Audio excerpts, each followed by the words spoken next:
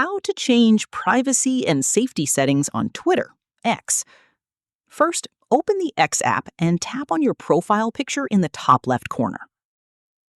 Now, go to Settings and Privacy, then tap on Privacy and Safety. After that, open Audience and Tagging. Here, make sure to enable Protect Your Posts so only your followers can see your content. Next, turn on Protect Your Videos if you want more privacy for videos you upload on X. Also, make sure photo tagging is turned off if you don't want other people tagging you in photos without permission. Now go back to the Privacy and Safety section.